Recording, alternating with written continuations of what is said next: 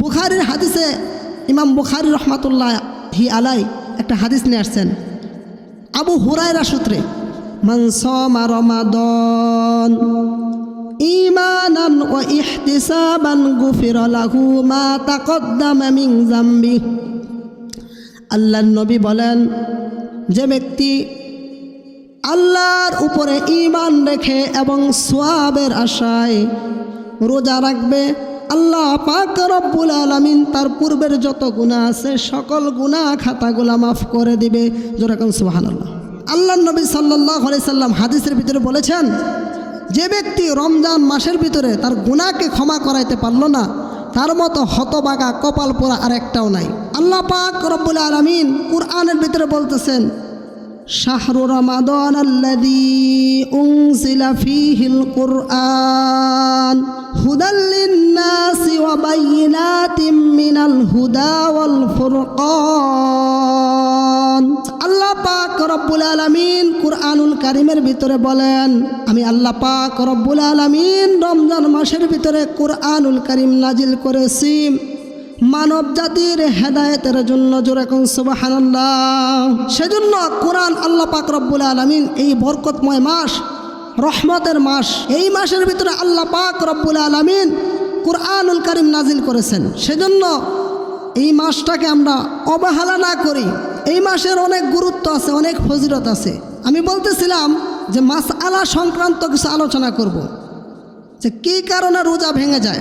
22টি কারণে, প্রায় 22টি কারণে রোজা ভেঙে যায়। কয়টা কারণ? প্রায় 22টি কারণে রোজা ভেঙে যায়। কিছু কিছু কারণ আছে এর মধ্যে থেকে, এই কারণগুলা যদি কারোর মধ্যে পাওয়া যায় তাহলে কাজা এবং কাফারা উভয়টি কি হবে? ওয়াজিব হবে।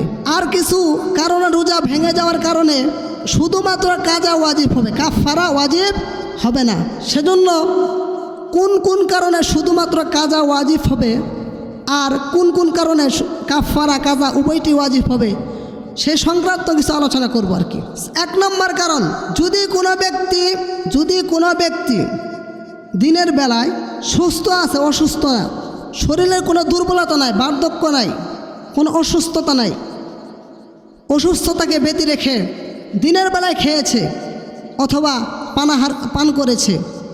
পানাহার করেছে, তার উপরে কাজা এবং কাফারা ওয়াজিব হবে।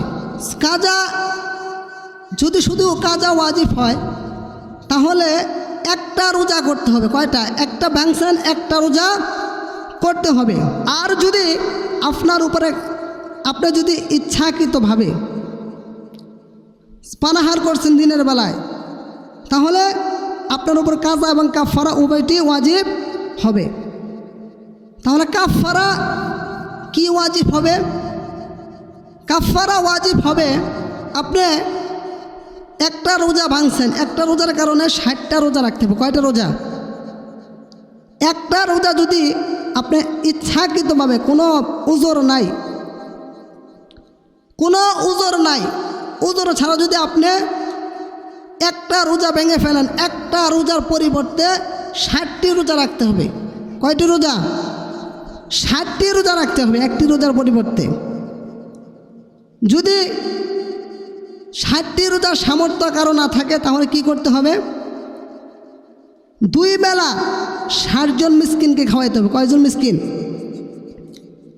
2 বেলা 60 জন মিসকিনকে খাওয়াইতে হবে। যদি কারো রোজা রাখার সামর্থ্য কারো না থাকে, আর যদি রোজা রাখার সামর্থ্য থাকে তাহলে রোজা রাখবে। সেজন্য অনেক ভাই দেখা যায় স্বাস্থ্য ভালো, কোনো রোগ ব্যাধি নাই, এরপরও আমরা রোজা ভেঙে ফেলি। যারা ইচ্ছাকৃতভাবে রোজাগুলো ভেঙে ফেলছে তাদের জন্য কাজা কাফারা উভয়টি কি হয়েছে? ওয়াজিব হয়েছে। 2 নম্বর, ইচ্ছাকৃতভাবে যদি কেউ স্ত্রী সহবাসী লিপ্ত হয় দিনের বেলায়, তাহলে তার জন্য কাজা কাফারা উভয়টি কি হবে? ওয়াজিব হবে। 3 নম্বর, তৃতীয় নম্বর হচ্ছে, আপনি যদি ইনজেকশন আছে না, ইনজেকশন, এই ইনজেকশন যদি পুষ্ট করান, যেটা আপনার পুষ্টিকর, যেটার মধ্যে কি আছে? পুষ্টি আছে। এই পুষ্টিকর ইনজেকশন যদি আপনার শরীরে পুষ্ট করান, যেটা দ্বারা ক্ষুধা মোটামুটি নিবারণ হয়, আপনার শরীরে পুষ্টি অর্জিত হয়, এটা যদি আপনি পুষ্ট করান তাহলে কি হবে? আপনার রোজা ভেঙে যাবে, কাজা কাফারা উভয়টি কী হবে? ওয়াজিব হয়ে যাবে। সেজন্য আমরা তো রোজা রাখি না, রোজা ইচ্ছাকৃত বাংলে এটা যে করণ লাগবে আবার এটা চিন্তা মাথায় নাই। বর্তমান জামানায় ম্যাক্সিমাম মানুষকে দেখা যায় রোজা রাখে না, ম্যাক্সিমাম মানুষই বললে চলে। কারণ অনেক উজরা বুদ্ধি দেখায়, হুজুর চাকরি বাকরি করি, বুঝেনি তো, সকালে যাইতে হয় আবার আসতে হয় বিকেলের দিকে, সারাদিন কাজকর্ম করে রোজা রাখা সম্ভব? আরে ভাই আপনাদেরকে বলি, অনেক রিক্সা চালক, ভ্যান চালক সারাদিন রিক্সা চালাচ্ছে, ভ্যান চালাচ্ছে, সারাদিন কষ্ট করার পর রোজা রাখতেছে। তাহলে আপনি কেন পারবেন না? আসলে মূল কথা হচ্ছে ইচ্ছার উপরে নির্ভরশীল। সেজন্য রাসূলুল্লাহ সাল্লাল্লাহু আলাইহি সাল্লাম হাদিসের ভিতরে বলছেন, বুখারীর প্রথম হাদিসে বলছেন, ইন্নামাল আমালু বিন্নিয়াত ওয়া ইন্নামা লিইমরিইন মা নাওয়া ফামান কানাত হিজরতুহু ইলাল্লাহি ওয়া রাসূলিহি ওয়া মান কানাত হিজরতুহু ইলা দুনিয়া ইউসিবুহা আও ইমরাতুন ইয়াতাযাওয়াজুহা ফাহিজরতুহু ইলা মা হাজারা ইলাইহি। রাসূলুল্লাহ সাল্লাল্লাহু আলাইহি সাল্লাম বলেছেন, সমস্ত কাজই নিয়তের উপর নির্ভরশীল। সমস্ত কাজ কিসের উপর নির্ভরশীল?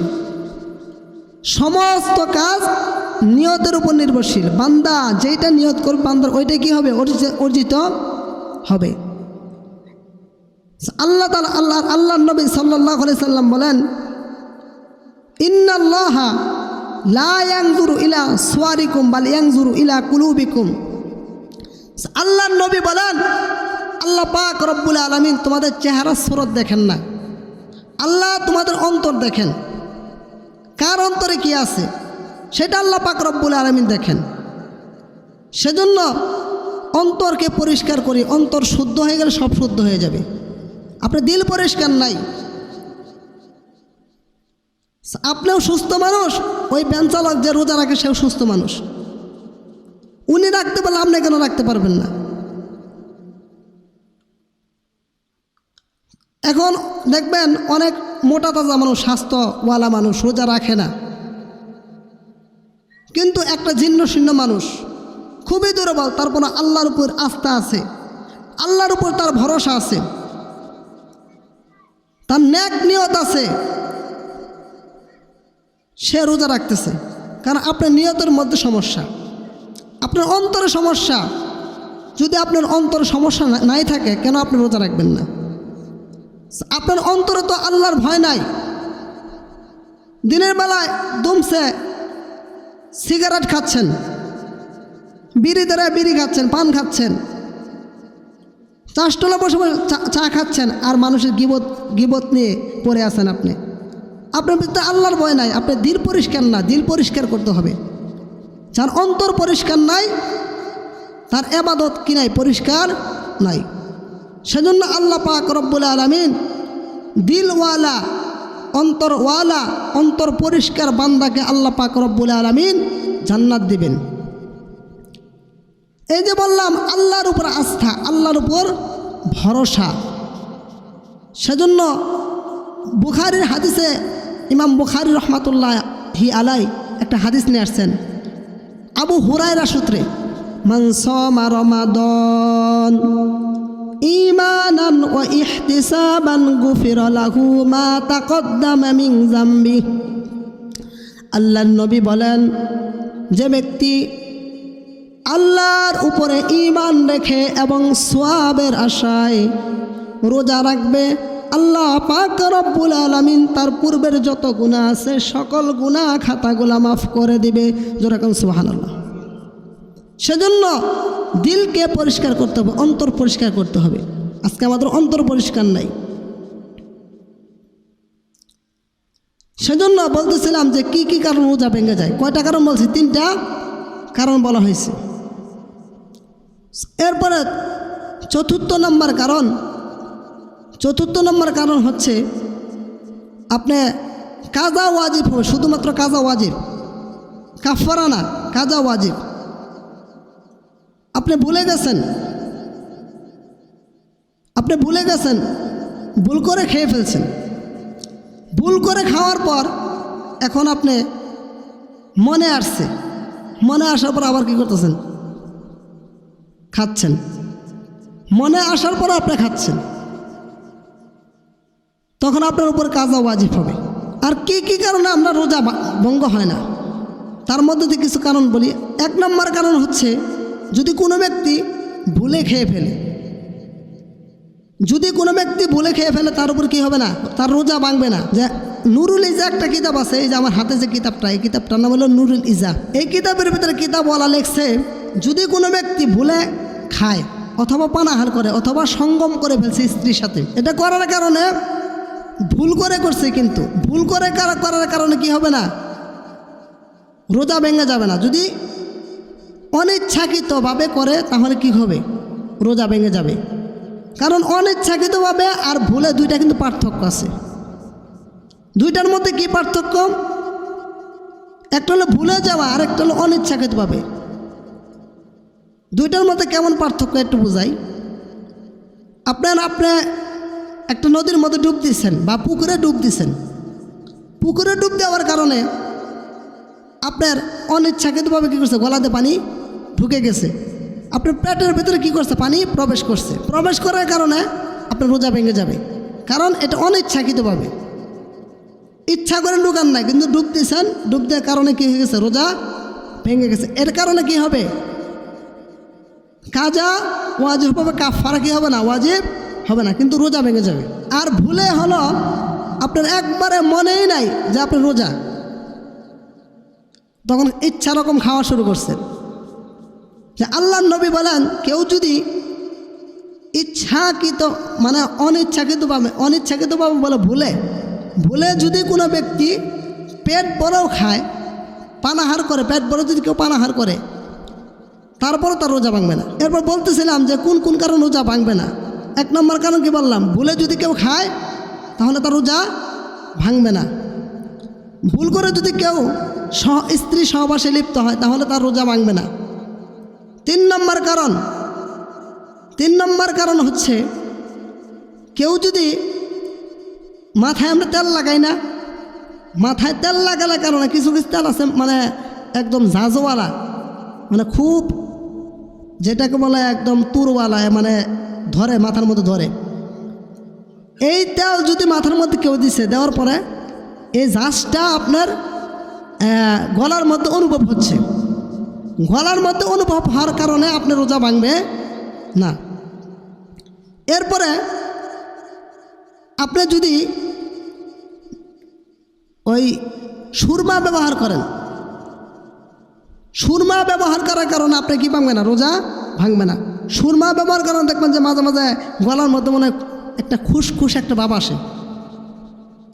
এই কারণে কি হবে না? আপনার রোজা ভাঙবে না। এরপর 4 নম্বর কারণ হলো, কোনো ব্যক্তি যদি এমন একটা জিনিস, ধরেন একটা তিল চিনি, তিল, এগুলো চিনি না অনেকে? চিনি ভাই? তিল, তিসি ছোট এমনভাবে আপনার মুখের মধ্যে গেছে, মুখের মধ্যে ছিল বা দিছেন ইচ্ছাকৃতভাবে, দেওয়ার কারণে আপনি কী করছেন? চাবাইয়া তুষ বানায় ফেলাইছেন। এটা মুখের মধ্যে একদম মিশা গেছে গা, কিন্তু আপনার কি হয় না? কোনো স্বাদ অনুভব হয় না, গলার মধ্যে হয় নাই, মানে কোনো ক্ষুধা নিবারণের কোনো প্রশ্নই আসে না। মুখের মধ্যে একদম দিছেন, মিশে গেছে মুখের মধ্যে, তাহলে আপনার রোজা কী হবে না? ভাঙবে না। এখন যদি ভুলে কেউ খায়, আল্লাহর নবী সাল্লাল্লাহু আলাইহি সাল্লাম বলেছেন, ভুল করে এক ব্যক্তি খাইতেছে, আপনি দেখে ফেলছেন, এক ব্যক্তি ভুলে খাচ্ছে, আপনি তাকে দেখে ফেলছেন, তাহলে আপনি তাকে কি করবেন না? যদি লোকটা দুর্বল হয়, মানে রোজা রাখার সামর্থ্য নাই, তার একদম বৃদ্ধ হয়ে গেছে, রোজা রাখার একেবারেই সামর্থ্য নাই, একদম জীর্ণশীর্ণ হয়ে গেছে, এই লোকটার যদি কেউ খাইতে দেখেন তাহলে কি হবে না? তাকে বাধা দেওয়া যাবে না, তাকে বাধা না দেওয়াই উত্তম। এটা ভালো জিনিস। আর যদি কারো স্বাস্থ্য ভালো, আপনি ও ভুল করে খাচ্ছে, এই লোকেরা আপনি স্মরণ করাইয়া দিবেন যে ভাই তুমি না রোজা, তুমি কেন খাচ্ছ, এটা আপনি স্মরণ করাইয়া দিবেন।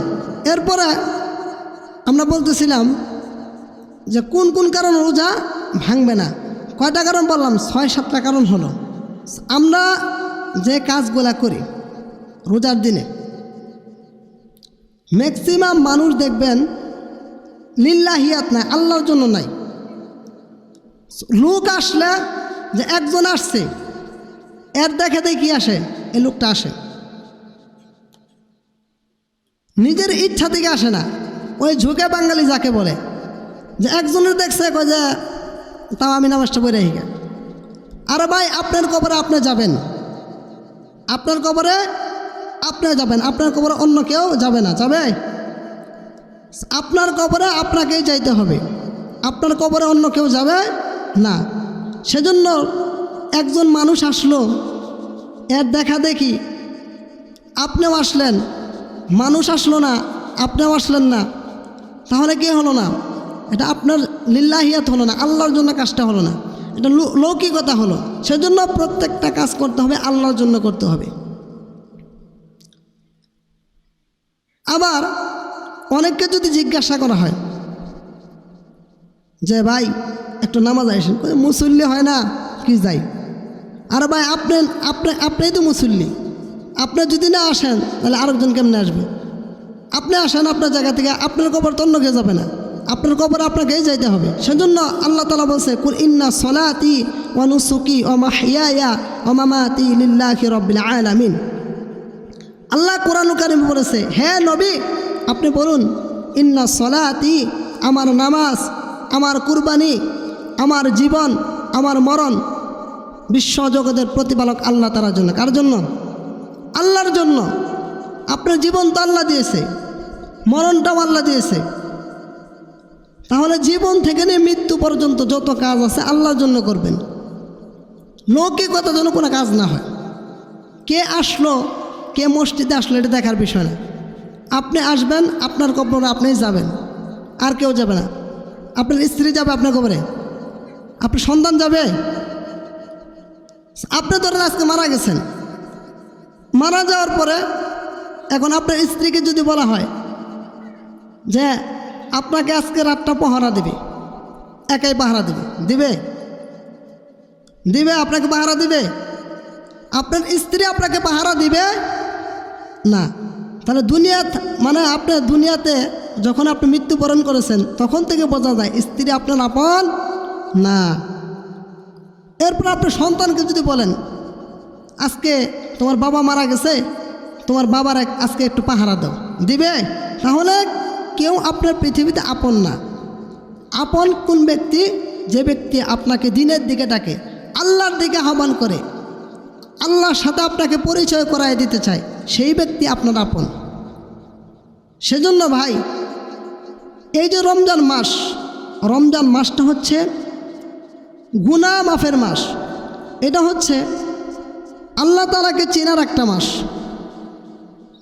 আল্লাহর সাথে পরিচিত হওয়ার মাস। আল্লাহ নবী সাল্লাল্লাহু আলাইহি সাল্লাম হাদিসের ভিতরে বলেছেন, যে ব্যক্তি রমজান মাসের ভিতরে তার গুনাহকে ক্ষমা করাইতে পারল না, তার মতো হতভাগা কপাল পোড়া আর একটাও নাই। সেজন্য আমরা যেন হতভাগা কপাল পোড়াদের মধ্যে না পড়ি। সেজন্য আল্লাহর কাছে বেশি বেশি চাওয়া, বেশি বেশি দোয়া করা, আল্লাহ তুমি আমাকে হতভাগার কপাল পোড়ার কাতারে দাঁড় করাইয়া দিও না। আল্লাহর কাছে একটু চোখের পানি ছেড়ে দোয়া করা। এই মাসের মতো আর মাস পাবেন না ভাই। এই যে রমজান মাসে অনেক মুসল্লিকে আমরা দেখতে পাচ্ছি, সামনের রমজানে কি পাবো এরকম গ্যারান্টি আছে ভাই? এরকম গ্যারান্টি নাই আপনি আর আমি থাকতে পারবো কি না।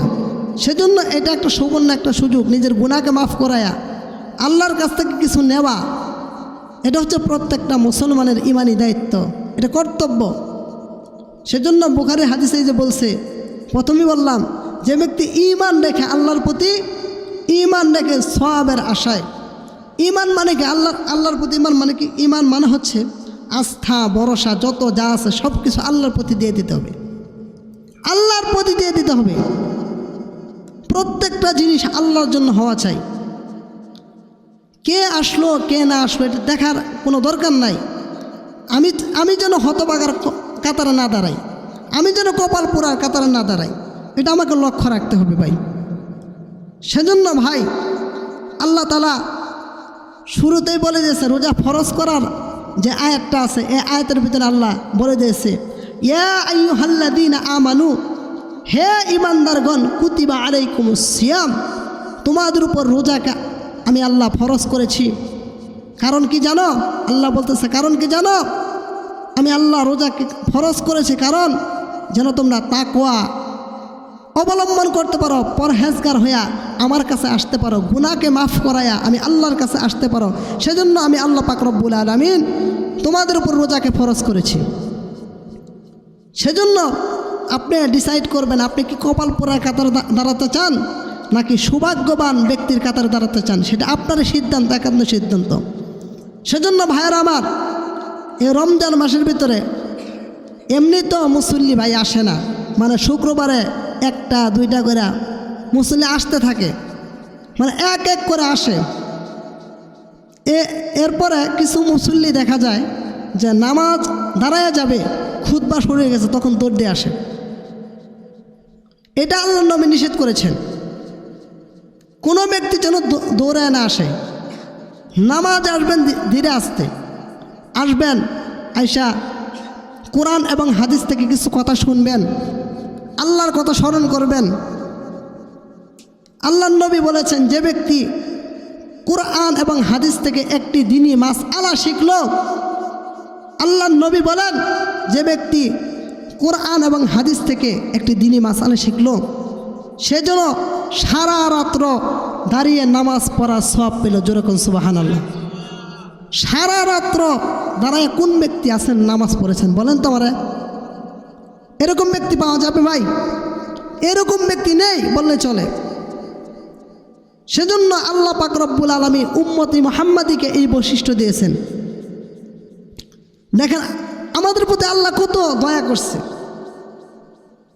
এই যে রমজান মাসের ভিতরে, রমজান ছাড়া কিন্তু এই ফজিলত বললাম, এই ফজিলত হলো রমজান ছাড়া। আর রমজান মাসে 70 গুণ ফজিলত আল্লাহ বাড়িয়ে দেয়। সুবহানাল্লাহ। 70 গুণ ফজিলত বাড়িয়ে দিয়েছে। তাহলে সারা রাত্র না, তাহলে 7 দিন, 7 দিনের যে রাত্র আছে, এই 7 দিনের রাত্র নামাজ পড়লে যে সওয়াব, ওই সওয়াব দেবে।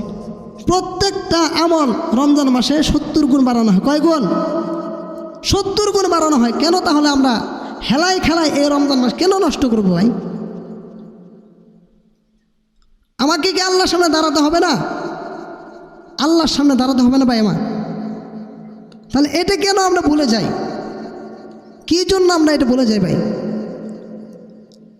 অনেকেই শেষে আসে, শেষে আইসা আমাকে, আসলে এটা বলা ঠিকও না, সবারই বিবেক বুদ্ধি আল্লাহ তাআলা দিয়েছে। এই যে অনেকে বসে আছে এখানে, আমার থেকে বলনেওয়ালা অনেক আছে, বড় বড় বলনেওয়ালা আছে, আমার থেকে গুছিয়ে কথা বলতে পারে। সেজন্য জানার নাম কামিয়াব না, মানার নাম কামিয়াব। মানলে সফলতা অর্জন হবে, আর না মানলে সফলতা অর্জন হবে না। সেজন্য মানতে হবে ভাই। মানার নাম কামিয়াব, না মানার নাম কামিয়াব না। সেজন্য কথা হলো যে আপনারা অনেক জানেন, ঠিক আছে বুঝলাম জানেন, কিন্তু জানার পরেও একটা মাসালা জানার চেষ্টা করা, ওটা বারবার শোনা। সাহাবায়ে কেরাম রাদিয়াল্লাহু তাআলা আনহু, এক সাহাবী আরেক সাহাবীকে বলছে, আসো আমরা ইমানকে নবায়ন করি, তুমি আমার একটা মাসালা শোনাও, তোমার আমি একটা মাসালা শোনাই। ইমানকে নবায়ন করতে বলছে, আর আপনি আর আমি ইমানকে নবায়ন করি না। ইমানের কোনো গুরুত্ব আমাদের কাছে নাই, কারণ ফিরি ফিরি পেয়েছে। সাহাবায়ে কেরামের মতো যদি রক্ত দেওয়া লাগতো, সাহাবায়ে কেরামের মতো যদি রক্ত দেওয়া লাগতো, কষ্ট করে ইসলাম প্রতিষ্ঠিত করতে হতো, তাহলে ইসলামের দরদ, ইসলামের ভালোবাসা আমাদের অন্তরে থাকতো। একটা এক্সাম্পল দেই, উদাহরণ দেই। এক লোকা আপনার দামি চাদর দিয়ে জুতা মুছতেছে, দামি চাদর দিয়ে জুতা মুছতেছে।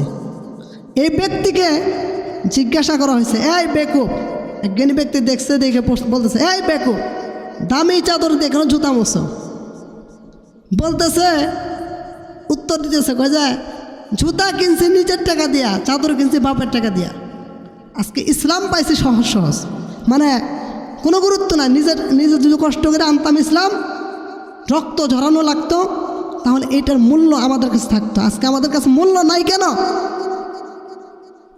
মূল্য নাই আজকে মূল্য নাই? একটাই